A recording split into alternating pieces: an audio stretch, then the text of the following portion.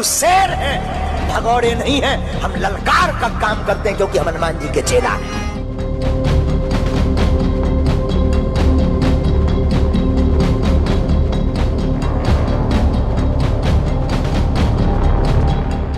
कम समय में social media पर नाम कमाने वाले बागेश्वर धाम के पुजारी पंडित धीरेन्द्र कृष्ण शास्त्री एक बार फिर से सुर्खियों में है। इस बार विवाद नागपुर से शुरू हुआ था और ये विवाद थमने का नाम नहीं ले रहा।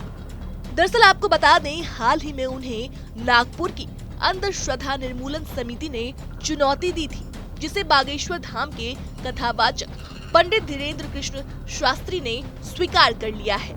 इतना ही नहीं, उन्होंने समिति के 30 लाख रुपए के ऑफर को भी ठुकरा दिया। उन्होंने कहा कि वो फ्री में ही उनके सभी सवालों का जवाब देंगे। बस इसके लिए समिति के सदस्यों को रायपुर में 20 और 21 जनवरी को होने वाले दरबार में पहुंचना होगा। उनके आने जाने का खर्च भी धीरेन्द्र कृष्ण शास्त्री ने ही देने को कहा है। Welcome to Raipur. सामने बैठा है, नागपुर महाराष्ट्र में कथा हुई तो पहले ही हमने कह दिया था, देखो भाई 7 दिन की कथा हो पाएगी, 9 दिन का टाइम नहीं है। लेकिन बच्चे नहीं माने, 9 दिन का नोट करवा दिया। हमने फिर खबर भेजी कि 7 दिन ही कथा होगी और उस पर भी डलवा दिया कि भाई उसमें चैनल पे।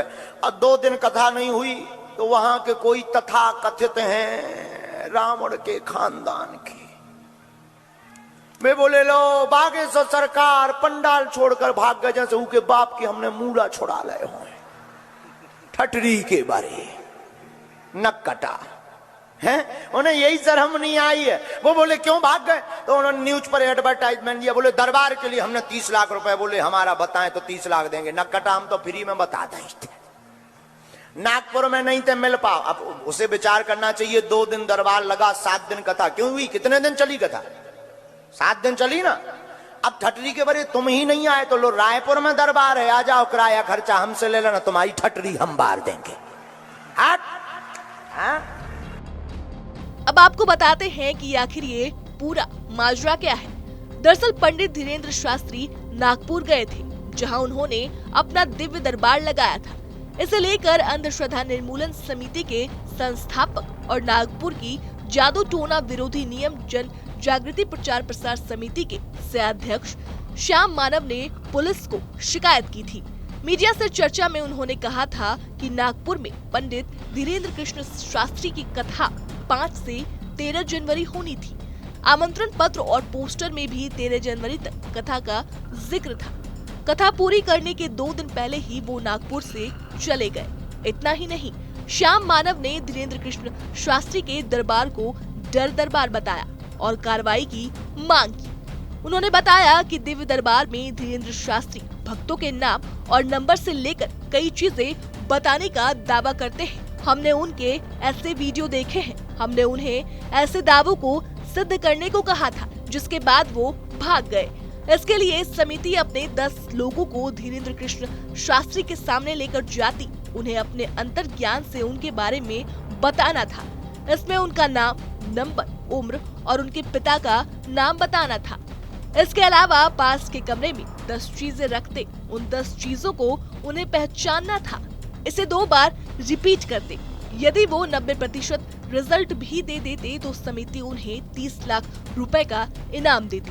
हालांकि इसके लिए उन्हें 3 लाख रुपए डिपॉजिट करना था। श्याम मानव के मुताबिक उन्होंने चुनौती नहीं स्वीकारी और पहले ही नागपुर से रवाना हो गए।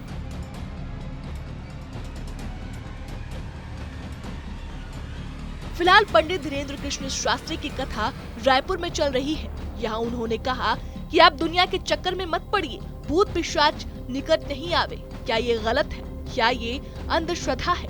क्या ये अंधविश्वास है? हमने महाराष्ट्र में किसी भी तरह से कानून का उल्लंघन नहीं किया, ना ही कभी करेंगे। चलिए अब आपको बताते हैं कि आखिर धीरेन्द्र शास्त्री कौन है। पंडित धीरेन्द्र कृष्ण शास्त्री का वास्ता बागेश्वर धाम से है। बागेश्वर धाम मध्य प्रदेश के छतरपुर जिले में है। यहाँ के गढ़ा गांव के बागेश्वर धाम में हर मंगलवार और शनिवार के उनके भक्तों का विशाल मेला लगता है। देर रात लगने वाले मेले में हजारों की संख्या में लोगों की भीड़ उमड़ती है। इनमें से ज्यादातर प्रेत बाधा से मुक्ति की कामना लिए लोग आते हैं और पूरे श्रद्धा भाव से उनके आगे लाल कपड़ों में लिपटे नारियल चढ़ाते हैं। यही वजह है कि बागेश्वर धाम में हर मंगलवार और शनिवार को नारियल का बड़ा सा टीला बन जाता है। कई बार विवादित बयानों को लेकर भी उनका नाम सामने आ चुका है। कहा जा रहा है कि उनके दादाजी भी इस गांव में बालाजी हनुमान मंदिर के पास दिव्य दरबार लगाते थे। उनके दादाजी एक विद्वान थे और वे निर्मोही अखाड़े से जुड़े थे। सोशल मीडिया पर बागेश्वर धाम के कई वीडियो वायरल हुए हैं। पंडित धीरेन्द्र शास्त्री के प्रशंसक बताते हैं कि वो अपने दरबार में किसी भी अनजान व्यक्ति को बुलाते हैं। जब तक वो उनके करीब पहुंचता है, पंडित महाराज उस व्यक्ति का नाम और उसका पता एक पर्चे पर लिख कर देते हैं। लोग इस बात से हैरान हैं कि जब कोई इतना दूर से आया है जिसके बारे में पंडित जी को कुछ नहीं पता, तो वो कैसे एक पर्चे में एक व्यक्ति के बारे में बता सकते हैं। देश में ही नहीं, विदेशों में भी धीरेन्द्र शास्त्री मशहूर है। बहरहाल अब इस मामले से नागपुर से लेकर रायपुर तक बवाल मचा हुआ है।